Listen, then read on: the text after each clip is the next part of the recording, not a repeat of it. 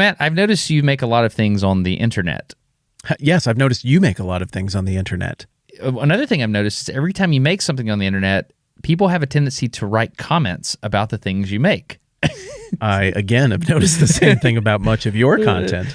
This idea was your suggestion, this topic, and I think it's genius. And it's comments on the internet. Like, who is making the comments, and like, what's the motivation? Like, who are the people doing this? And I think it's a genius topic that I'd love to talk about. Thanks. Yeah, and I'm curious to think about how it affects us and what it says about us. Yeah, I want to sociologize it a little bit. We have a buddy right now that is dealing with this, I would say, in a much more powerful way than we are. Yes. Yeah, he is. So his name is Barnaby Dixon, and Barnaby did a really interesting thing. He makes amazing videos involving puppets, and we'll talk more about that later. But Barnaby made a video about a controversial topic. I've got to say this about myself. I try to avoid controversial topics on the internet. If there's something that's intentionally divisive, I say intentionally because a lot of people have motivations to make certain topics divisive. If I view a topic like that, I avoid it because I'm like, I just don't want to divide people. But Barnaby waded out into it, didn't he? Boy, did he. Yeah, it is a tricky topic that he chose to tackle, and he surely had to know that the comment section was going to be fascinating and that the comment section would involve some pretty serious heat and some pretty serious pushback given the topic that he chose to address and the way he chose to address it. Well, what's so interesting? I'm going to push back on you a little bit because I don't think he actually addresses the topic. He just invites another person to the table that has a differing opinion than what I would call the mainstream opinion. Yes. You know what? That's a very fair recharacterization. Your description is the superior of the two. But yeah, I like the idea of having Barnaby jump on because rather than you and me trying to recall comment storms that we've had from years past, we've got a mutual friend here who's going through it right now, and it's fresh and it's raw, and he'll no doubt have very honest thoughts on the thing. Yeah. Yeah. So should we just get him on? Let's do it.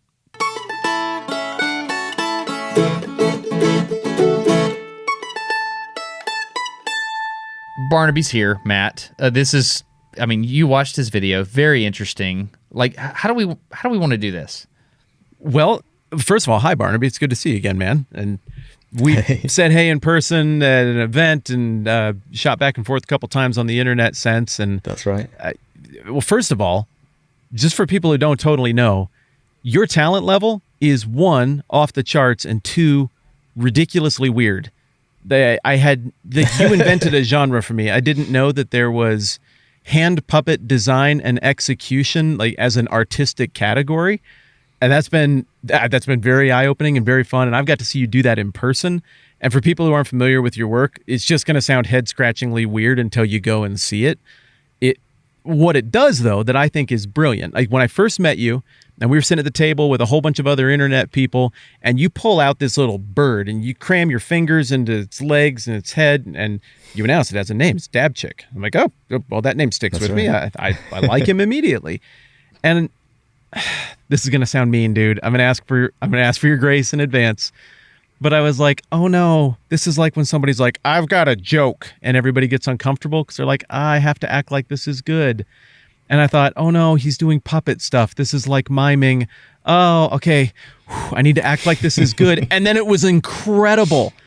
And no acting was required. Actually. And I was immediately humbled by how just amazingly inventive the whole thing was. But then I didn't even understand the tip of the iceberg of what you were doing. Dab Chick takes on a different personality than you, and he can say stuff and do stuff that you can't do. And this happened right in front of my eyes at a table at like a Holiday Inn in a lobby one time. And I just remember thinking, this is genius. It's one dude giving himself multiple voices through this incredibly disarming artistic process that you can't help but marvel at in terms of sheer execution quality. And then I started watching your videos. And then I started watching more of your recent videos. And you take these beautifully designed, beautifully prepared, just articulating puppets. I don't even know how to describe it, Barnaby. I'm so sorry. And you give each of them a different voice that I assume is your voice, doing voices. And they have a different personality. They have a different character. They have a different set of gripes. They have a different read on the world. They have different proclivities, different responses to disagreement and engagement. And it lets you tackle things. It lets you have a conversation with yourself and with other people that the rest of us haven't figured out how to have yet on the internet. And so I cannot vouch hard enough for you and your brain and your artistry and what you're doing. It is so clever and so different. And if anybody in the third chair has not checked out Barnaby's stuff, turn this garbage off and just go see that real quick and then come back, because it is top notch. That said, the conversation we want to have today is about you taking one of those puppets that you designed, Philosophish. Does he have a first name? Yeah, he's called Phil. Phil. Oh, Philosophish. I see what you're doing there. It's literally a fish puppet, a blue fish puppet in a fishbowl. And I'm like, oh, this will probably be some cute jokes. And I start watching, and the Philosophish wants to have a conversation with a therapist about children transitioning, like transgender children. And I'm going, the juxtaposition is melting my brain. There's a fish puppet in a fake fishbowl with this goofy, chill European accent having a conversation with this therapist over Zoom, talking about something that you can't talk about. And I was blown away by it. And my emotions were this. Well, this is amazing. Ooh, that really makes me think, oh, poor Barnaby. I bet he gets murdered in these comments. and yeah. I think the reason that we wanted to bring you along was not to settle once and for all the hot button issues surrounding transgenderism, gender dysphoria, all of the questions that go along there. I mean, we don't know what we're talking about. Who am I kidding? But more so, I wanted to talk about that interesting way that you got into the conversation and what your experiences was like with the commenting public coming out of that. So thank you for indulging me the long, gushing introduction. But would you mind speaking to that? Like, what was the feedback like on that video? It was mixed, in truth. At the beginning, I think it was extremely negative in terms of people getting quite upset. I think later on, those comments kind of settled a little bit lower down the comment section. So I think even if you watch it now, you'll see a lot of reasonable comments at the top. But when you get to a certain level, they are quite angry. Twitter was the place where I think most of the anger happened, which might not be too much of a surprise to a lot of people. But I knew it was going to be a difficult subject, but I felt very well equipped. I mean, I'm not saying what my opinion is on this subject, and I don't really know, to be honest. But I have the sense that exploring it from a certain direction is seen as taboo. And I think that's a problem, really, because you want to have people who have good intentions, as I believe my guest does, talking about these subjects, because she's so clearly, in my mind, coming from a place of compassion. And one of the main criticisms that I was getting even, but she was certainly getting, was that her position was coming from a place of hate. And that's quite an assumption, really, when you think about it. I mean, on the one hand, the activists or the detractors, whatever you want to call them, feel they have science on their side, yet they can magically know someone's intentions. It's quite the juxtaposition in a lot of ways. But you do get the sense, really, that they just don't like the opinion and they're throwing whatever they can your way and seeing what sticks. Yeah, it's sometimes insults are the last resort of someone who doesn't have an argument. And I saw a lot of insults in your comment section. And did that stick to you? Like, did those affect you personally? It's hard to say they did nothing, but they probably did nearly nothing, actually, because I knew it was going to happen. I do feel sorry for people who kind of internet hate comes their way and they're not quite sure what they've done wrong, because in the moment they're kind of scrambling. And I think you get a lot of those kind of knee-jerk apologies in that moment, and then maybe they have a second more to think about it and they think, maybe I should not have apologized for that kind of thing. But I worked on this video for months in advance. I did a lot of research just so that I could, so that if someone called me ignorant, that wouldn't stick. And I did a lot of, I guess it would be kind of motivational and analysis on myself, because it's one thing to be maybe right about something, although, as I say, I don't take a stance on it. It's another thing to do something for the right reasons. And I think that's important because, as I say, they kind of come after your motivations. So if you are sure in your own motivations, there's very little they can do to upset you, really. So what was the intent of the video? Like, why did you decide you wanted to create it? I think because what I do, as Matt was saying, I have a multitude of characters and they're quite different, to the point that no one could say that it is me, really. They might infer it or they might guess, but they can't prove it. You know, I would say I'm for sure I put a part of myself in the characters, but if they ever say an opinion, and Dabchik says such ridiculous stuff, this character, that I might think, but I would never say. Well, I might think. I obviously have to think of it because I write the thing. But when it comes to Phil, he's very measured for one, but also he's a fictional character. I voice him, I puppeteer him, but for people to infer my motivations behind it is a little bit harder when I'm not even on the video myself. You know? Can you introduce me to Phil? Like, well, I guess if I were to want to say hello, Phil, how are you doing? Well, Phil's voice doesn't come so naturally to me because I've not been doing it for so long. I'll give it a go though. So Phil has a kind of Eastern European sounding. At the beginning, I thought he was going to be Polish or something, because his second name is Rybakiewicz. And I lived in Poland for a little while, and Ryba means fish, so and Rybakiewicz is like fish man or something like this. It's amazing, dude. It's so warm and inviting and calming. Yeah. Yeah, I was enchanted by the fish voice the whole time, and for me, it was disarming. I mean, I couldn't be mad. Did you guys ever watch those Red Letter Media reviews of the old Star Wars films? They did reviews of the episodes 1, 2, and 3. They're like 90-minute reviews. I've never watched the entire reviews, but I know I have either. Red Letter Media has a huge following. Yeah, a huge loyal following. I mean, they're good at film. They're good at story. And one of the things they've figured out is that the role of the critic it's a lame role. It's one that should be mocked because it takes a lot of energy to make something beautiful and not a lot of energy to crap on it. I mean, it's the Brandolini BS asymmetry principle in motion. And so what they did is they created a fictional character to do their movie critiquing for them, an old man named Mr. Plinkett, who just complains about everything. And I mean, he's murderous and vile and disgusting and unlovable in every imaginable way. But it positions him to be able to make the critique instead of Mike and Jay, the people who actually make the show. It had never occurred to me that this might be a way to do social criticism, literary film criticism, or even just to offer difficult opinions or get people into a conversation that might be somewhat off limits at a given time. Now, they do it in a way that's crass and fumbling and I think very, very funny.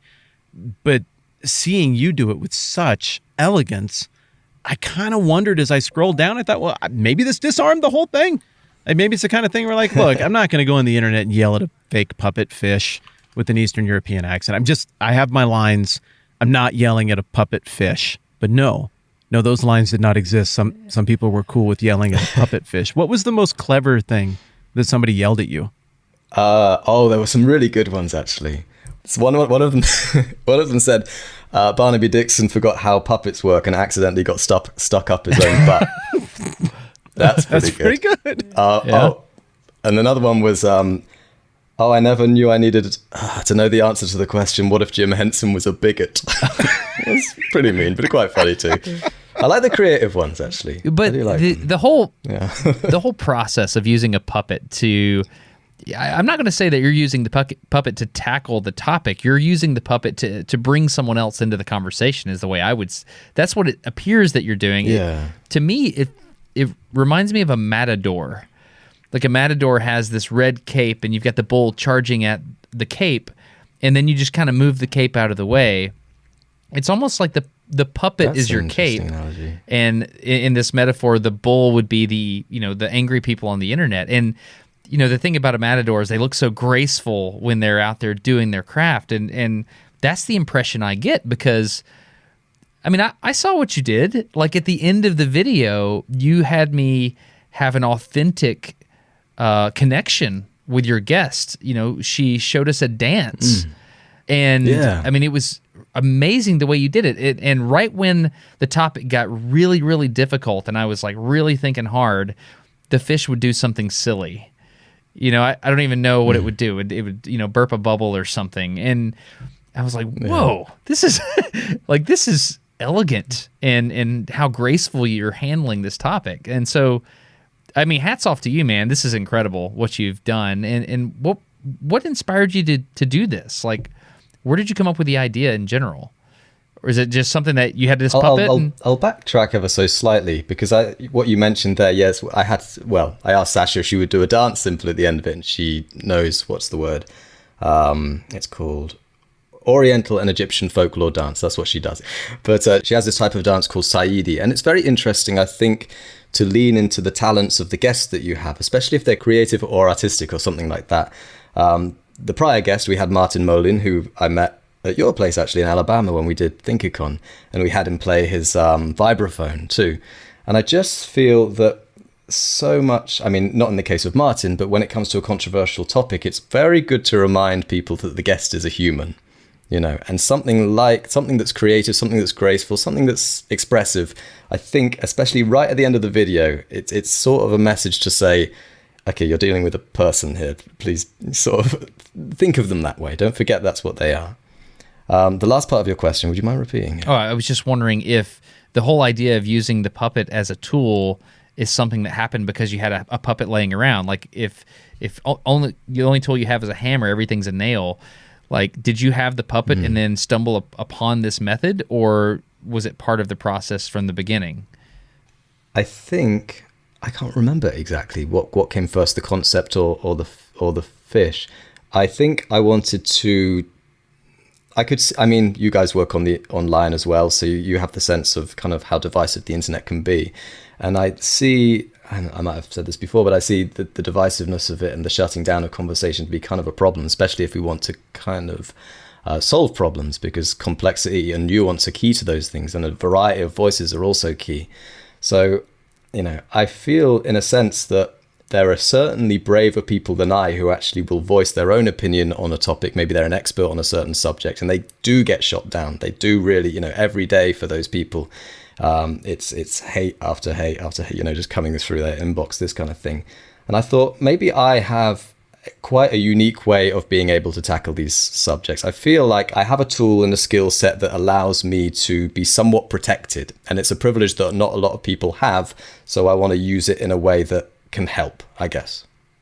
Yeah, and if the main objective of making things on the internet was not to get yelled at, the solution is simple. Just don't make things on the internet. Yeah. But clearly, I mean, success cannot be first and foremost defined by have no one get upset, or the only solution is do nothing.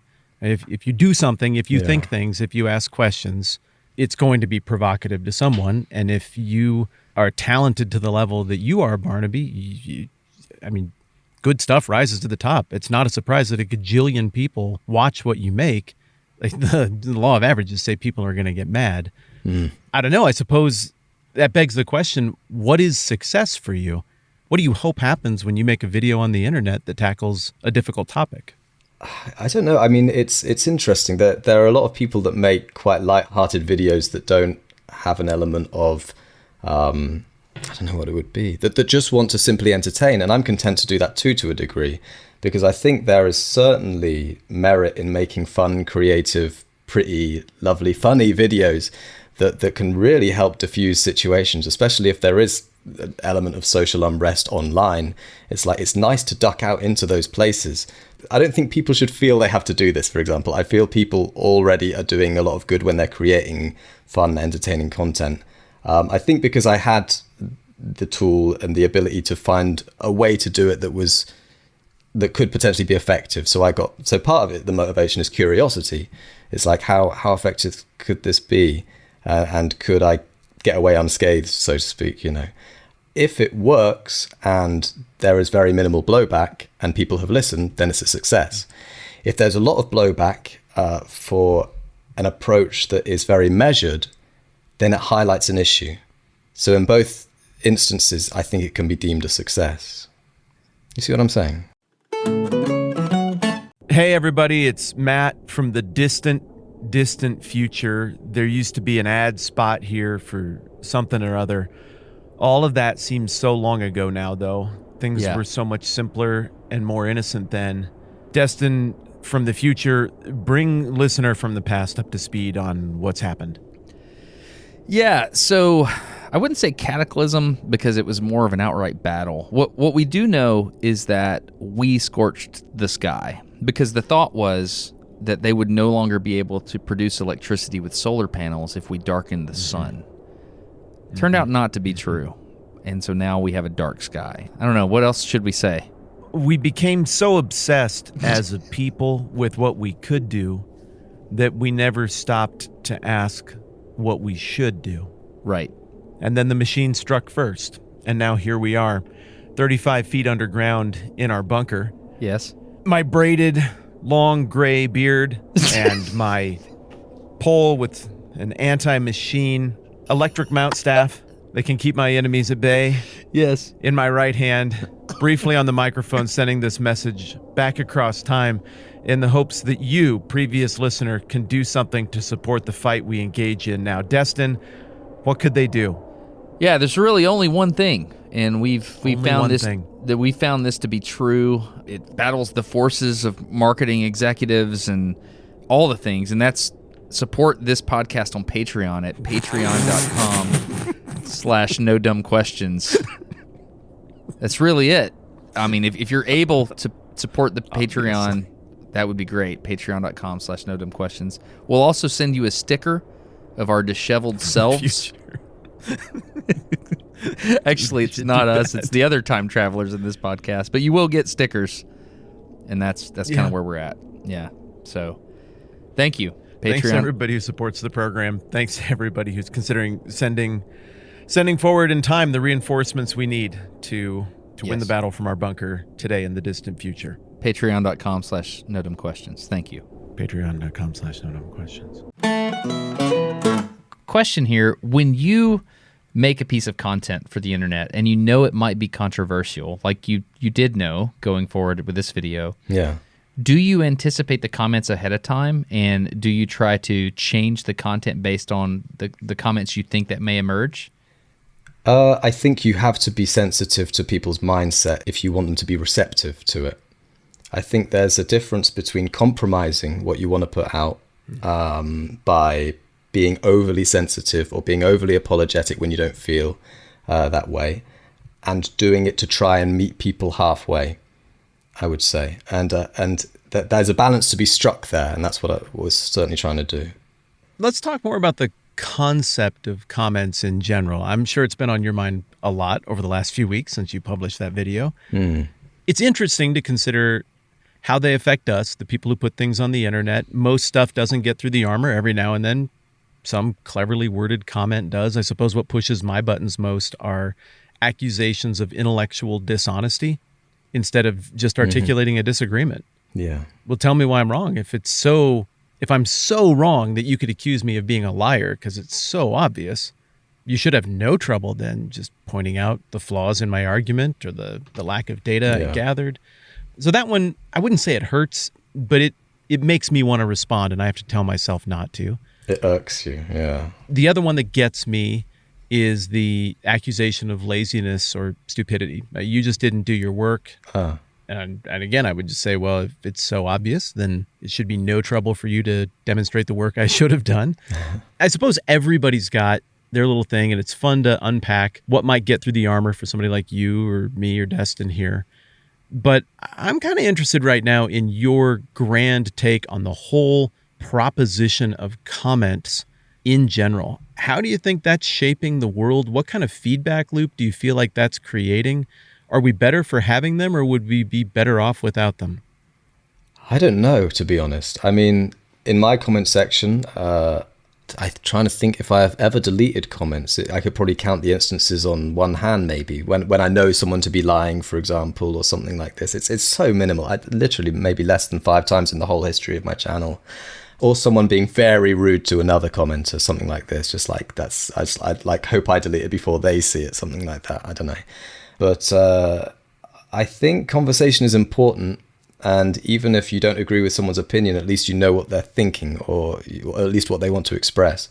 What irks me, I'll tell you what irks me, is when people say that I have deleted comments in the video. And it's like, that's exactly the opposite of what I'm trying to do. I know the best way to start a conversation is not likely name calling. So I know some of these comments have merit, and some of them are probably going to, be dead in the water, but if they're going to be dead in the water, just let them float there for a bit. That's my feeling. Well, so that's an interesting question, because I think that comments on the internet make a lot of sense if we know that the comments are real. But I did this whole misinformation series online, and I happen to believe a significant percentage of comments on the internet are not real. Interesting. Yeah, I don't know what that number is. I mean, let's just say non-zero. And so I find it interesting that you've heard of comment brigading. You've heard of this? So it's go ahead. Like if you have a community online, let's say that Barnaby Dixon makes a video about green Legos being the best Lego, and I'm in a subreddit about red Legos, right? And we're gonna have problems. I can see. Yeah, we're already. gonna have problems, right? So I go to my little subreddit. I'm like, hey, Barnaby Dixon's made this. He's got this stupid fish that's talking about how green Legos should be allowed, and we all know that our red Legos are superior. Let's go to the comment section and let's blow it up. Oh, by the way, there's 100,000 followers of the red Lego subreddit, and so you start comment brigading, and you just go over there and relentlessly go after it. That's a thing, and so I would call that coordinated behavior.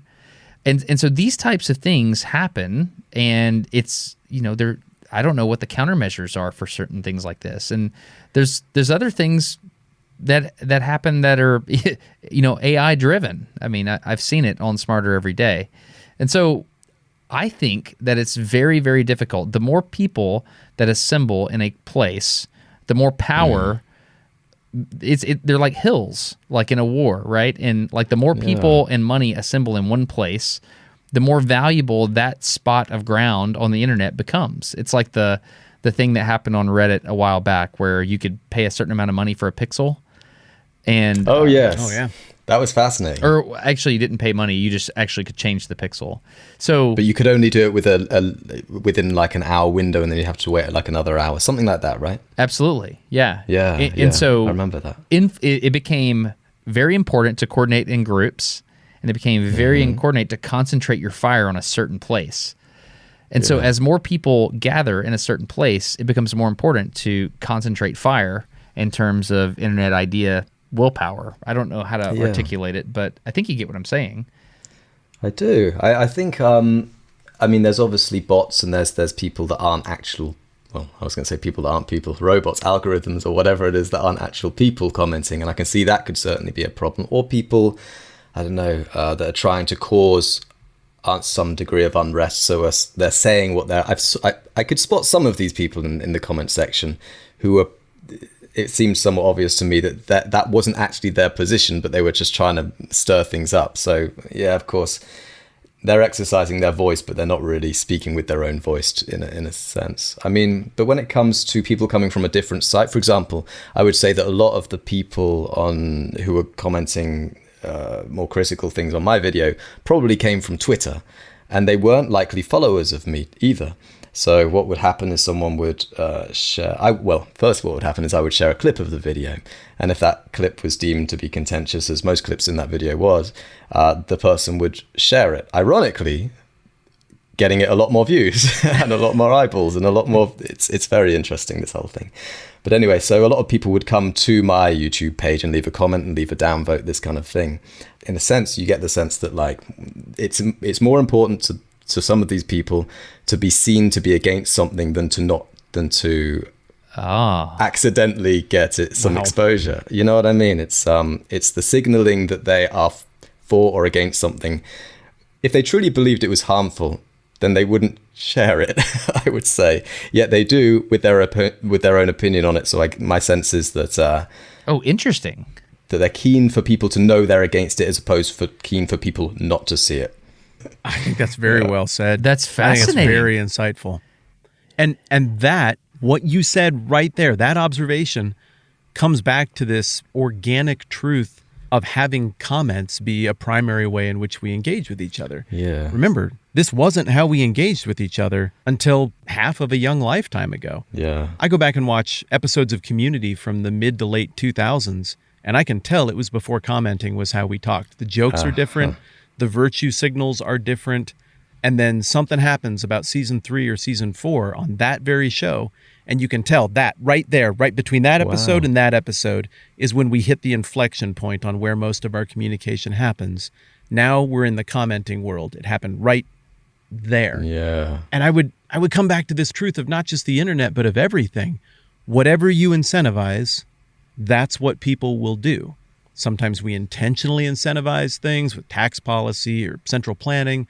Sometimes just the medium that we use incentivizes certain behavior. Well, here's the thing. If we all go to a high school together and we hang out, the most represented part of the distribution of comments and opinions is going to be the big bell in the middle. You can tell with your eyeballs, like, so-and-so has an opinion. It isn't really working for them. And it doesn't look super healthy. Like, I want to include that person and be kind, but like, this isn't the person you want shaping all of the ideas for everybody. Probably they're not in that moment in life right now where everything's working great. Yeah. You can see that when the commenting is happening in humanity and our full physical interaction and being present with each other is on display. But in the comment section, what's rewarded is not the bell in the middle. What's rewarded is the fringiest ends of the distribution. And the more that gets rewarded, the more that draws engagement, the more that pleases the various algorithms that are built to reward engagement, the more that seems normative, and the more the giant bell in the middle of generally healthy, pretty much middling, live and let live, you got your opinion, I got mine, we could talk about it, whatever crowd, that crowd gets pushed down and flushed out into the more rewarded ends of the distribution. And so we're seeing something happening here that feels almost unnatural in terms of human interaction, as the fringiest stuff is what seems to be rewarded and the normalist stuff just remains quiet. I think the middle of the bell is wildly underrepresented in the comment section.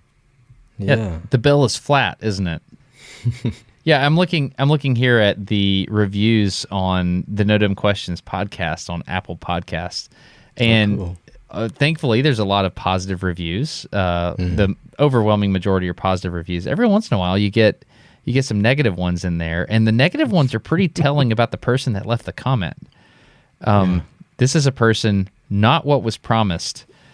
I agree that there are no dumb questions, but these are dumb podcasts. But there are dumb podcasts. I thought this podcast was going to be intellectually stimulating. Instead, two guys talked about nothing related to the title and the fact of the substance for all 10 minutes. Yeah, pretty disappointing. That's a word I see quite a bit in negative comments. Disappointing. Oh, it said pretty disappointing at the end of the comment? It did. It said pretty disappointing. That word, for some reason, I see that word show up in negative comments all the time. I am disappointed. Disappointing. Interesting. My last guest mentioned in one of the answers that I cut out, not because she didn't want it included, but because I had to sort of try and get it to fit within a certain time frame. She mentioned that a lot of the people commenting angry things have quite a lot of trouble kind of advocating for themselves in real life. And you wonder sort of if they resort to these tactics because in maybe kind of like a solipsistic way or something, this would be what would work on them, you know. What do you mean? Well, I guess that if they do have trouble advocating for themselves and someone came at them with a lot of hate, then it would be an effective way of getting them to shut up. Do you see what I mean? So they see that as they're kind of using the poison that would be used on them that would be effective on me, thinking it will be effective. Wow. That's such a good take. Interesting, isn't it? It's not mine. It was from my guest. I'll give you credit or the fish credit or whomever. It's a good take. This is telling. You started to say the comment and I was like, that is so true about other people. And then you kept going, 1,000, 2, and somewhere around 1,000, I was like, and it's also true for me. When I comment, I got 2 techniques. Now I got 3. One is just genuinely thankful. Thanks, glad you like the thing. That's great. Just very sincere. Thank you. Approach number 2 is I LOL the dumbest stuff. Like people come in crazy hot, flamethrowers going, their facts aren't even straight. I'll do the LOL. I'm sorry you feel that way. I would encourage you to reconsider how you connect with people on the internet. I don't think this will achieve the things you want to achieve. I say stuff like that. Because that would burn you the most. Because that would work on me. Yes, what would work on me is a sincere, kind response. Wow, you dude, what are you doing? Like, be self-aware. Because one of my biggest fears is being even less self-aware than I am right now. The cringiest, most painful moments for me to look back on are the ones where I went big and I embarrassed myself in front of everyone because I just didn't get the room. I didn't get reality. And so why do I make those comments? Because I know it would work on me. And then the other one that I'll do is a little bit of snark. Like if somebody hits me with an ill-informed comment, I will come back with a little bit of sarcasm. Somebody yelled at me one time for using an analogy, is like cars or something, to talk about the Bible. And they're like, what kind of idiot bastardizes the Bible by likening it to cars? And I came back and I was like, yeah, that's almost as stupid as some idiot likening the word of God to seeds or soil. And the point being, like, Jesus uses tons of illustrations to talk about the word of God. And the reason I made the comment, it had nothing to do with that person. I never even thought about whether that would affect them or move the needle for them or help them or be empathetic to them. The reason I make those kind of comments is because I know they would work on me. This is a very eye-opening moment for me, and it will change the way I respond to comments on the internet. So thank you. Oh, interesting. Well, another of my guests said, and this was Martin. I'm sure he wouldn't mind me saying this, but he said all criticism is projection as well, and I think that plays into it to a degree as well. I couldn't say what he meant by that exactly. I mean, I think he could mean... Did you see me staring to the corner of the room being like, that sounds... I was looking the same way. That sounds profound, well, and I feel like I should understand it. I think I'm an idiot. Well, I feel I should too. I mean, I've been thinking about it for a bit too, and sometimes I get glimmers of understanding it, and sometimes I think, oh, maybe not. But I think... in this context, yeah, you're projecting your own sensibilities on someone else. So whatever would hurt them, you are sending their way as a means of being effective.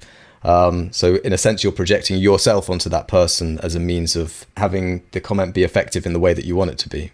Now what's interesting, though, is when I make a video and I put it on the internet, or just generally in my interactions with people. For example, I just finished a video with Indie Film Lab. They make photography, they develop film and things like that. And I asked them on the phone, I was like, hey, you just did this entire video thing with me. Can you give me some negative feedback?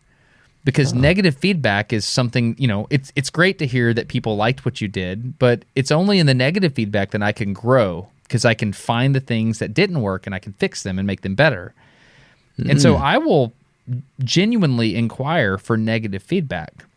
Yep. What's interesting is when people offer negative feedback on the internet, I'm less likely to take it, because it's typically what you're saying. There's a bit of a sting to it. Like, the negative feedback I often see on the internet is meant to hurt me, or meant to create pain.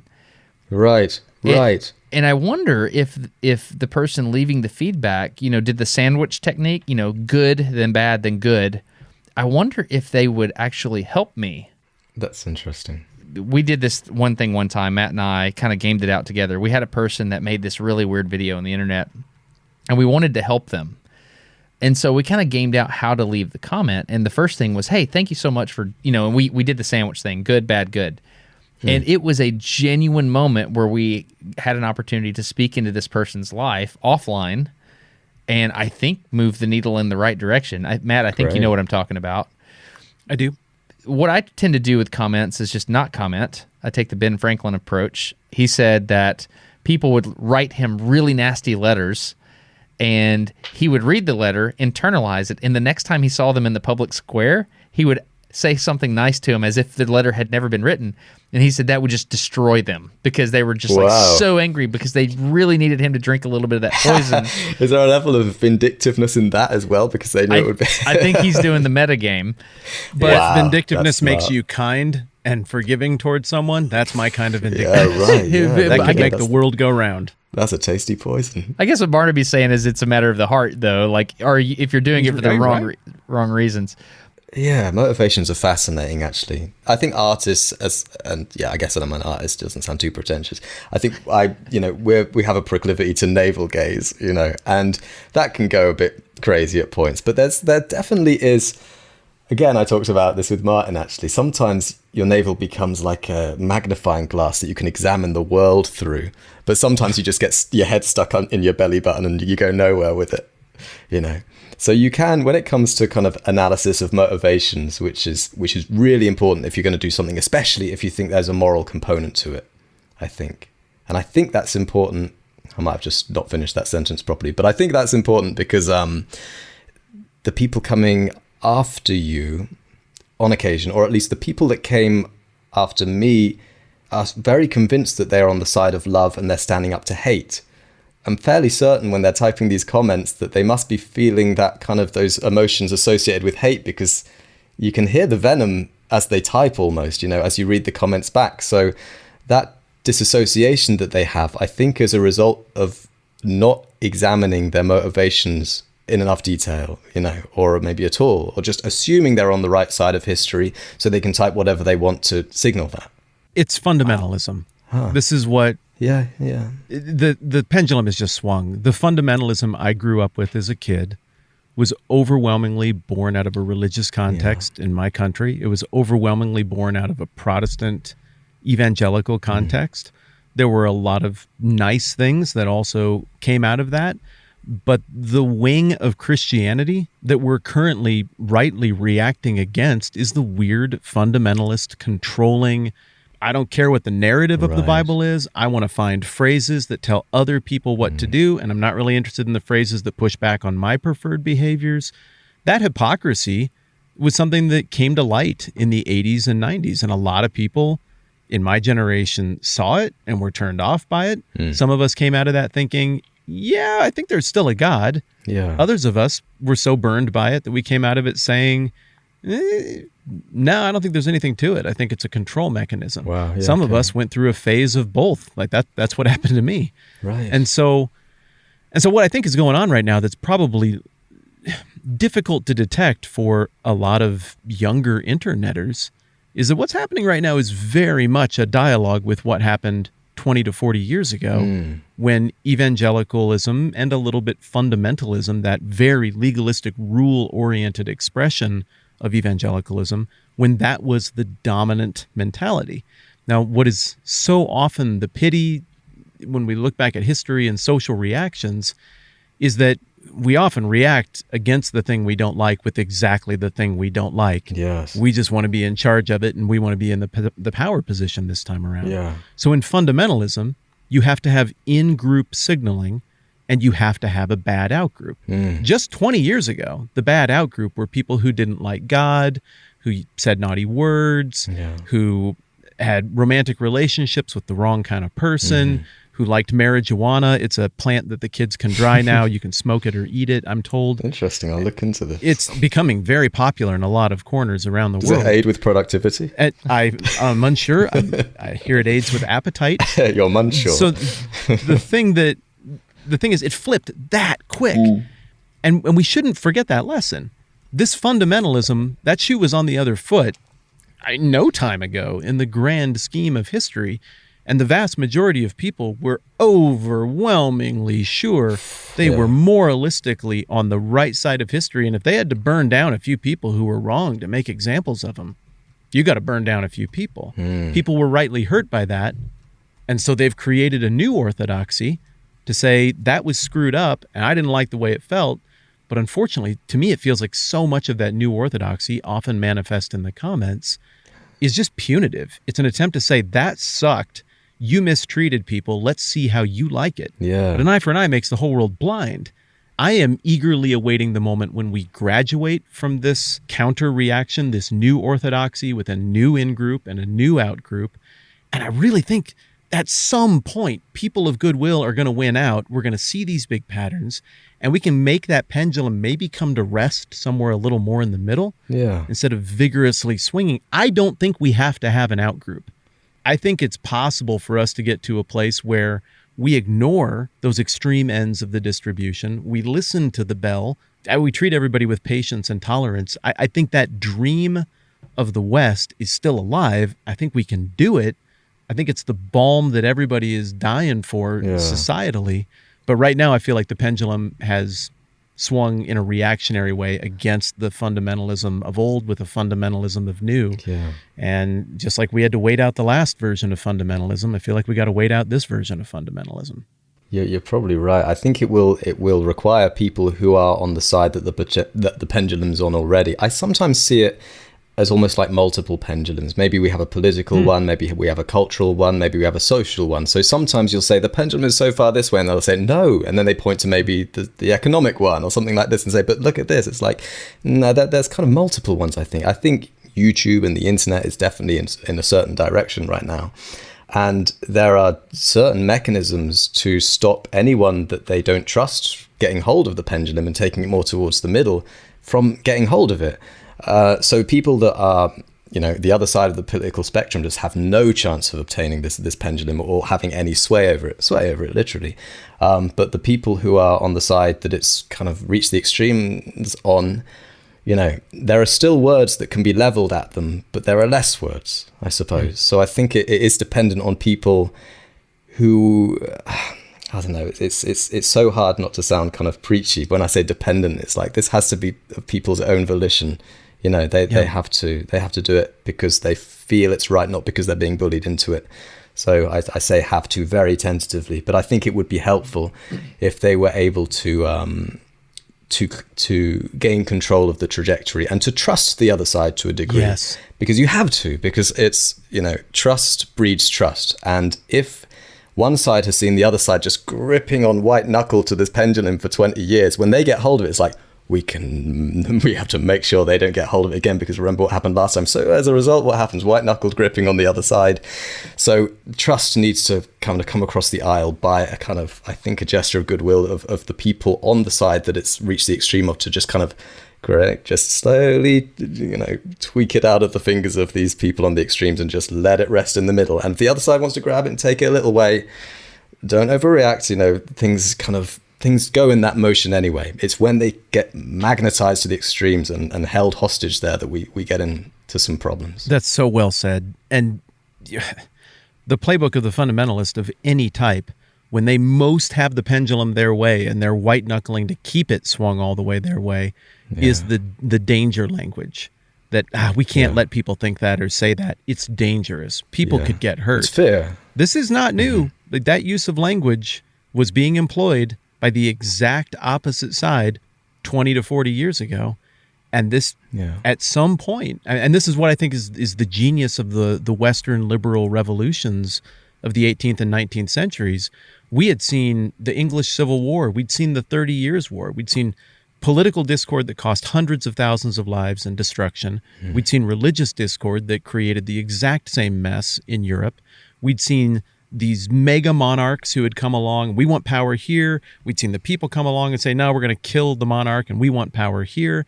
And then along come this group of thinkers in the 18th century who are like, we have got to come up with a way to settle this pendulum in the middle. And the key concept was tolerance, religious tolerance, ideological tolerance, lifestyle tolerance. You just got to cut other people some slack. And if we can get everybody to agree to that, then maybe we can get that thing to come to rest in the middle and it can work for everybody. Have we ever fully realized that? Probably not. But I still think this experiment has legs. And I do too. I'm excited for the next little undulation. I'm hoping we can land it in a better spot. Yeah, absolutely. I get excited. Thanks for tolerating me on that, Barnaby. No, I agree entirely. It's interesting. I do see a lot of fear being induced in a lot of people these days with the language being used, and also the repercussions of the speech that some people are even well-meaningly saying. And my first guest, actually, who is a social scientist or social psychologist, I believe. I think I'm right.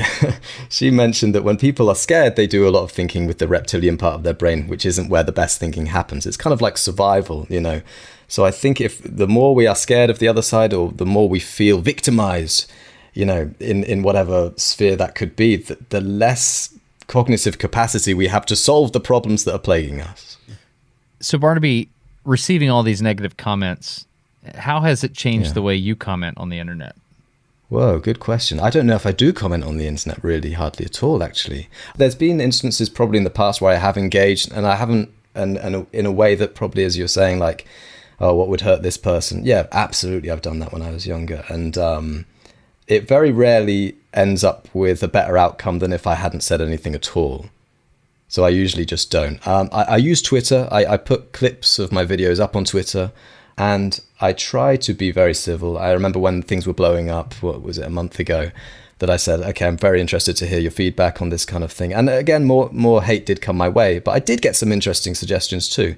I think I read all of it, or maybe I did read all. Some people say you shouldn't read the comments. I don't know if it really bothered me too much. This is an interesting thing too. Before you embark on this, and I've mentioned it before, you do have to really examine your motivations, and you feel like you have to preempt not what people will call you, but what people might call you that could potentially be true, you know? And you kind of, I call it it sounds very pretentious, but I call it like checking your armor. So you sort of punch yourself in a certain area and say, does that hurt? Does this hurt? Does this hurt? And you do that over and over again, and you lose a ton of weight, and you get really stressed and all this kind of stuff.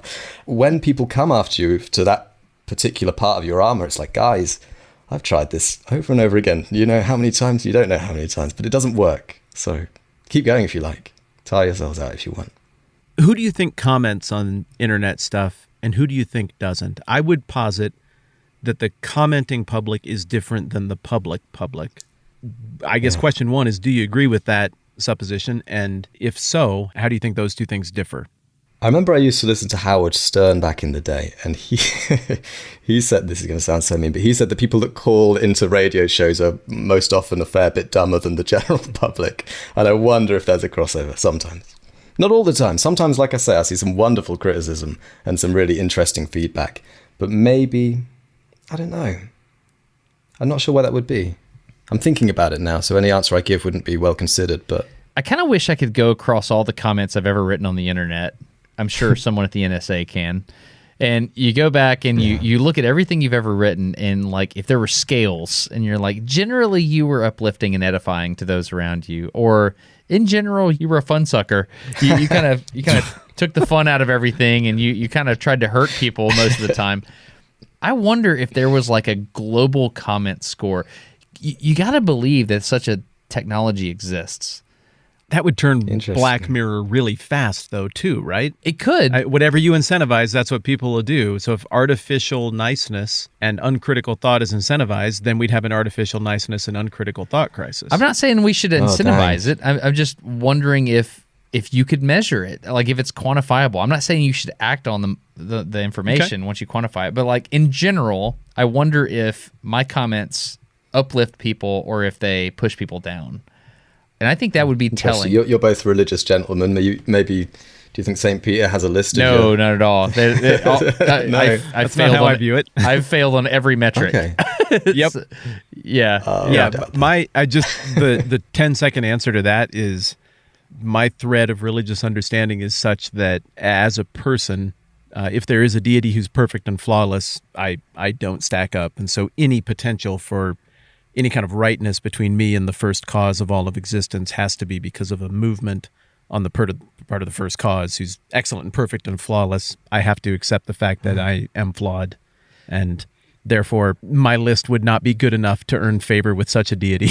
But still, it would be good to know if you, like, what kind of actions you left in your wake, meaning, like, were people motivated to do good after interacting with you, or were they motivated to do bad, or did they like turn inwardly in a negative way? It would be interesting to know. Like, ideally, it would be good to edify others in every interaction, and I think you can edify people build people up with a negative comment. I think that is possible. In fact, I know it's possible. People do it with me all the time. The people that take me aside and they say, "Hey, Destin, you know, away from other people," and they're like, "I know this is what you were trying to do in that moment over there, but it could have come across like this. You might want to reconsider it." Those are the people that I can tell instantly they have my best interest at heart. They want me to be better for me, and I'm going to carefully consider what they say. That's absolutely key. You know, I run this video by a few people that I really, really trust, just to get the sense just to get it from their perspective. I don't want someone that comes at it from the same perspective or that will agree with me, but I do want someone who has my best interests at heart and kind of gets what I'm doing. They don't have to agree, or they don't have to be the same type of person, whatever, regardless of the demographic, as long as they have your best interests at heart, you kind of, and it's something you kind of have to employ a little faith on it. But I feel that I have a good sense of who has that and who I can ask with regard to these specific series of videos that I'm doing. So you develop trust with a person, and then once you've developed the trust, you can receive the negative feedback in a different way. Maybe that's the problem with internet comments. Yes. The anonymity to a degree. Maybe we don't have any trust. Perhaps if we had an opportunity to see the humanness of the other side. I think so. I don't know. There's one conclusion that I came to in the misinformation series is if I assume people are human and I treat them as such, it changes everything about how everything happens in the rest of that particular thread. If you could just find something that's common with the person and you say, hey, I see that you like whatever, motorcycles. My dad likes motorcycles too. It's really cool that you do that. So, and I do see where you're coming from on X, Y, Z. I just think that maybe we differ in this one little place, and that's okay. Yeah. I think if you treat them like a human, then you can kind of get through that armor instead of just like absolutely, to try and see it from their perspective or try and get a sense of where their head's at. And you can never really know either. I mean, the analogy is getting up on the wrong side of the bed, but plenty worse things could happen to a person in a morning than that, So it's good to bear those kind of things as possible reasons for a certain behavior or a certain attitude, for sure. Yeah, it's just benefit of the doubt thinking, right? I guess it is. To use the example of your video, Barnaby, one of the things that I found difficult to stomach from several of the worst comments I read in your thread were the people who assumed that they did not want the same things as your guest. Who is against everyone thriving? Surely no one from the bell curve. Like maybe there's some people on the wacky ends of the distribution, but they should be relegated. If your opinion is, I don't want other people to thrive and I like suffering, well, I'm sorry. You're welcome to have that opinion. You're just not really welcome to shape the discussion. You're a jerk. Yeah. Like you got a problem. Something's wrong with you. I don't know what it is. I'm sorry for whatever it is.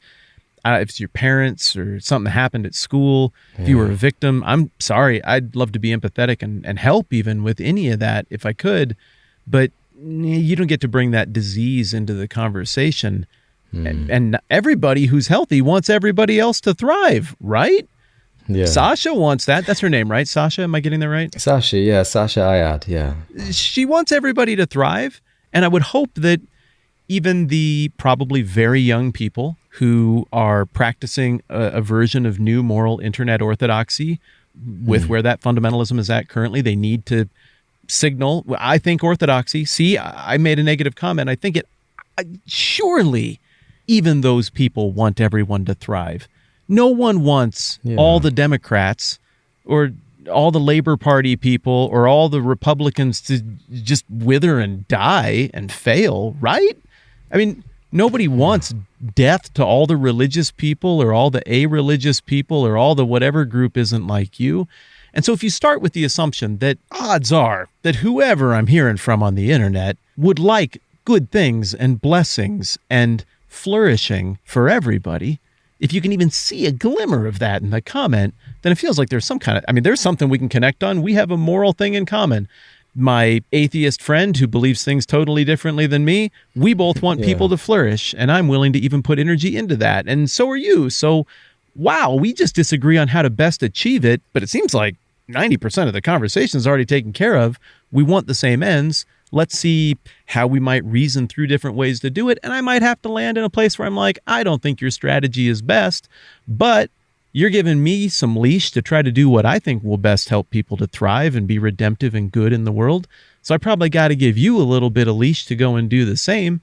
And then we don't have to feel like we have to overcome all these enemies to even try to do good.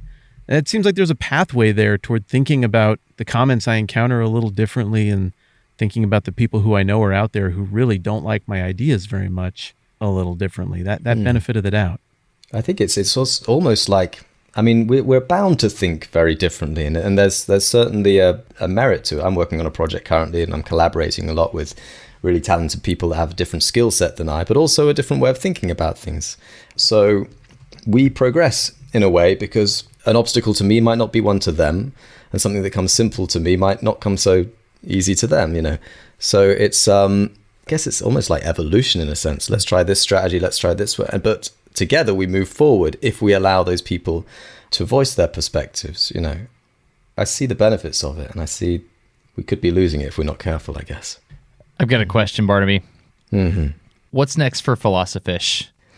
Oh, I don't know.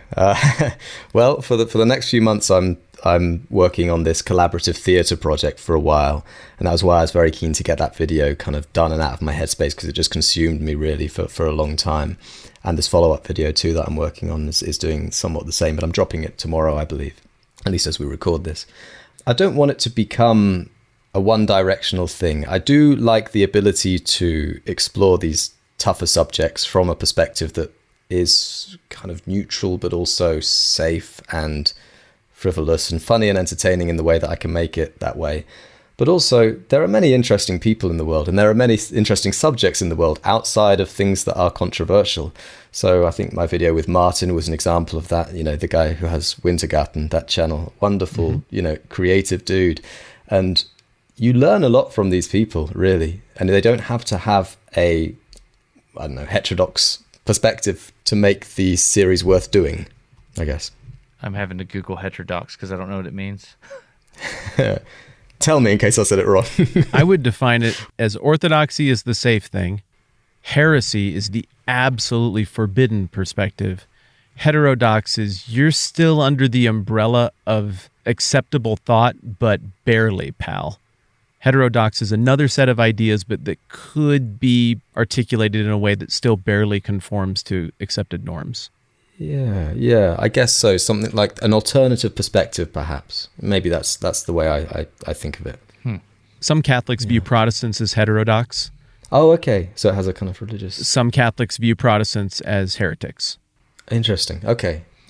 Yeah, I guess some people did view my guest as a heretic and me as a heretic for having her on. I think the parallels do hold true. Well, Barnaby, thanks for kicking this stuff around with us. No worries.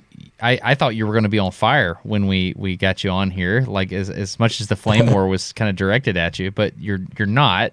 No. You kind of knew this was going to happen, and you walked into it willingly, which is strange on the internet. That feels like bravery in a weird way. Matt, is that what you're smelling? I'm not sure I want to say out loud the text I sent you, but it was complimentary to Barnaby in an anatomical way regarding the video that he put out. That's very sweet of you guys. I think it's... You just did the math really on it. It was a very lovely message that you sent over. I mean, it's only people getting upset. They're only typing things to me. There's been people throughout history that have, been put up against a wall and shot for things, and this really is nothing comparatively. And even today, there are people who are saying their own opinion online and getting shut down. And I would imagine that feels a lot more like a personal attack and feels much more, difficult for that reason. It isn't easy, that's for sure. And it wasn't very practical professionally for the line of work that I do to even pursue this. But there are much braver people out there than I, for sure. Present day, for sure. By a long way, goodness. I think it reflects well on you that you would be flustered by the accusation of bravery. What can they really do? Yeah. This is just to try and balance out with a little bit of ego.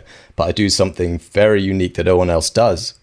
And it entertains people in a way that no one else is entertaining people, really, with this specific skill set that I've cultivated.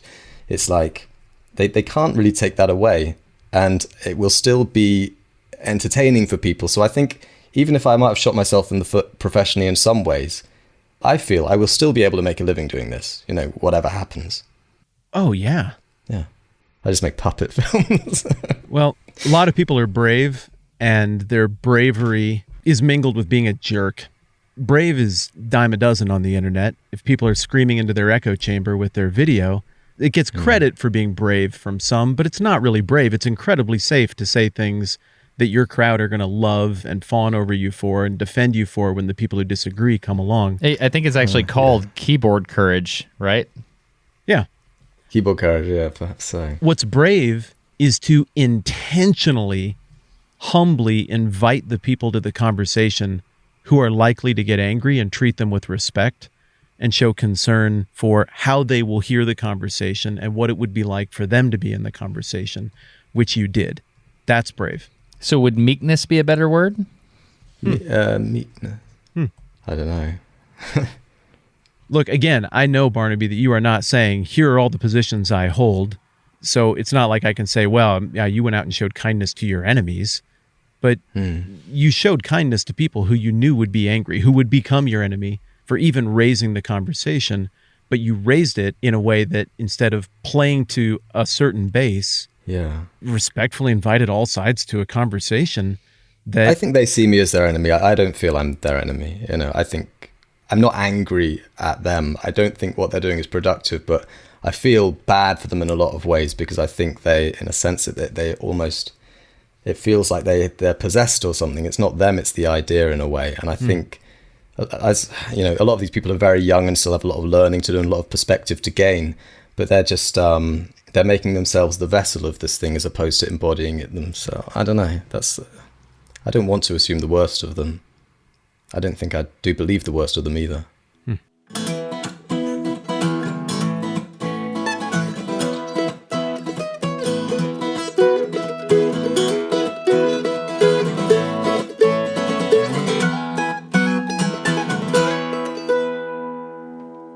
But here's the reality. The people who come in sizzling hot and say crazy crap on the internet, those people don't pay bills. Those people don't click on ads. They're not vested. People who say stuff like that are not vested.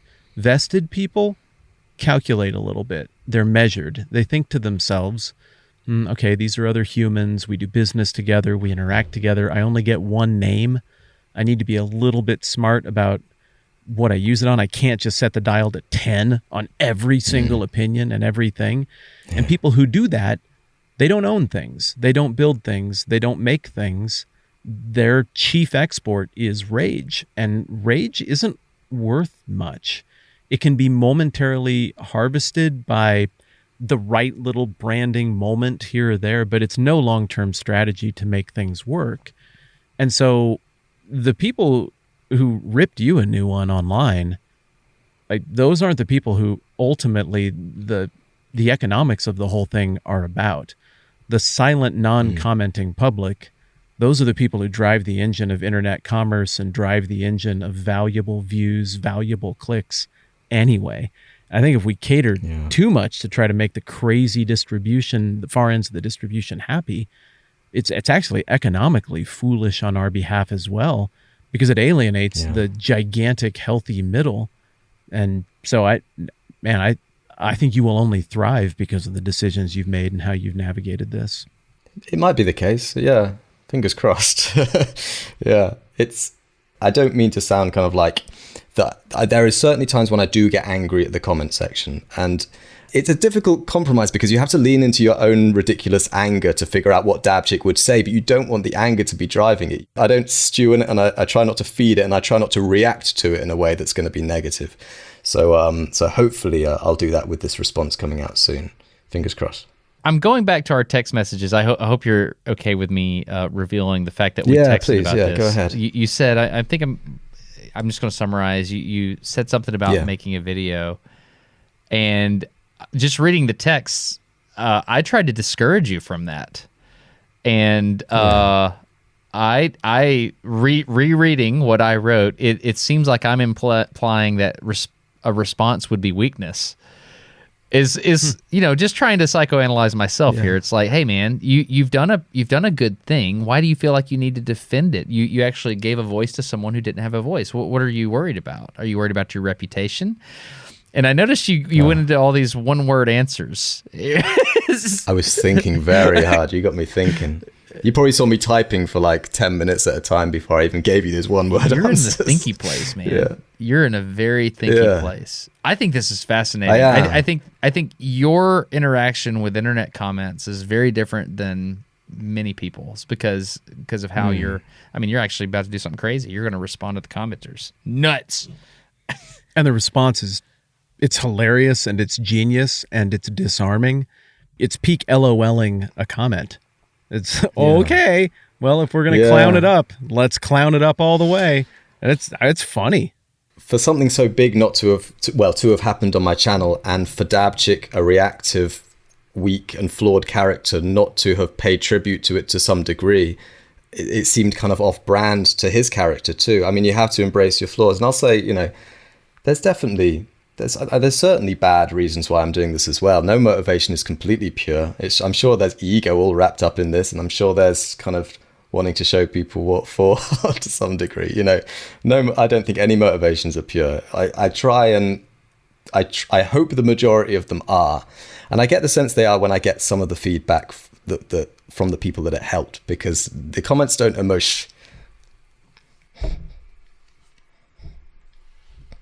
Sorry.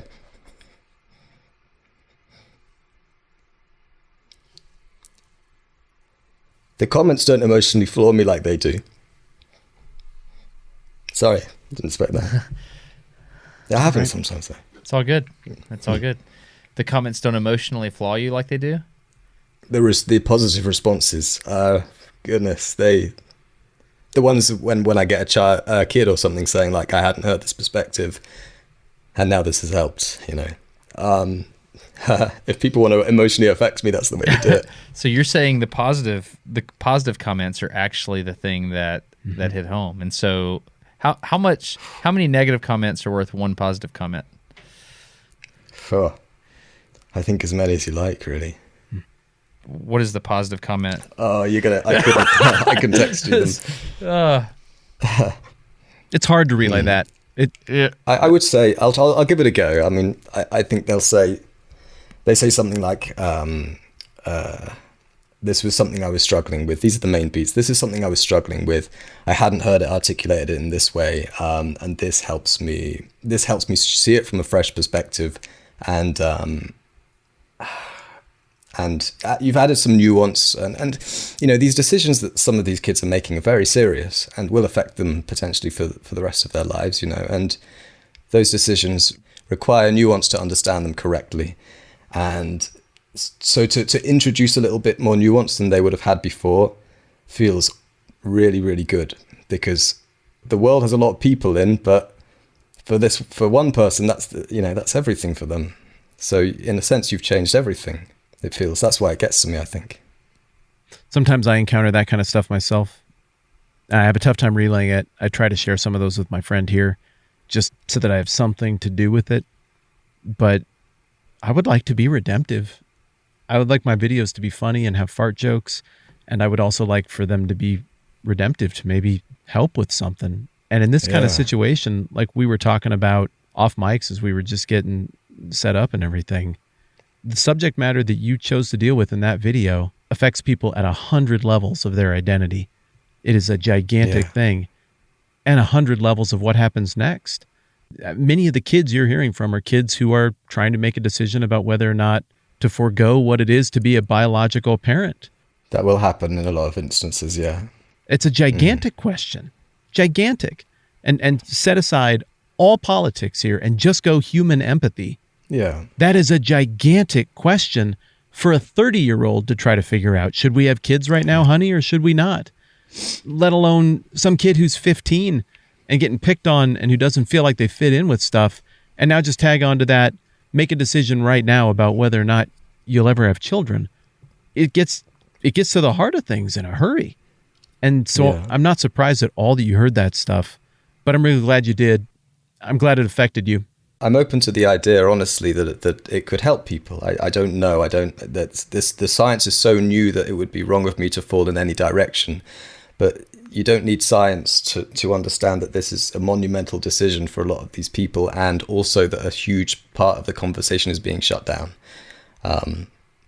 I'll just, one more point. I had a comment today, saying, as a result of me not being from a certain demographic, or this, like, I don't have any skin in the game. And I think that's so contentious, really. It's I think that's the word, contentious. It's everyone has skin in the game. This is our game.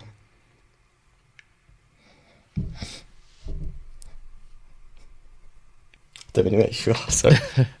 It's a hard thing, man. So this came from a very, very deep place for you. Yeah, but it hasn't affected anyone directly that I know, really. I mean, it's just, I think when you do the research on this, you kind of, you get the sense of a one-sided thing happening. And we need, especially with new pursuits of science, we need all the brains we can get. So we can't cut our brains in half here and only use, a part of it. Sorry, I don't mean to, it seems so silly. Oh, come on, Barnaby. This is the good stuff. We're yes. So it seems to me that you made this beautiful thing, and it was scary to make. I know it was scary for you to make because of the conversations we had. Yeah. You put it out there, and I'm thinking about some of these really dark beasts, like in Lord of the Rings, like these big cloud monsters things with fire all over them. But like the internet, at least the vocal parts of some of the internet rose up against you. But like it was these little bitty beacons of light out beyond the monsters that you saw, and you're like, it was worth it. I don't know, the positive responses, like the ones I mentioned, feel more real. I don't know how else to explain it, I guess. Yeah. I can't say I know what's right on this subject, but I do know that if we want to solve problems, we have to have the people who are well-meaning and smart. And Sasha is certainly well-meaning. I think for people to deny her compassion is like they're walking with their ears and eyes closed, And two, she's a therapist.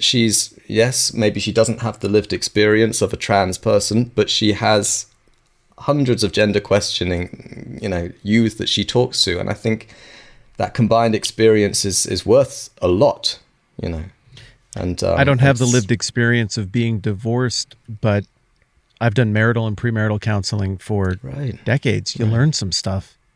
Yeah, I can be empathetic to that without living it.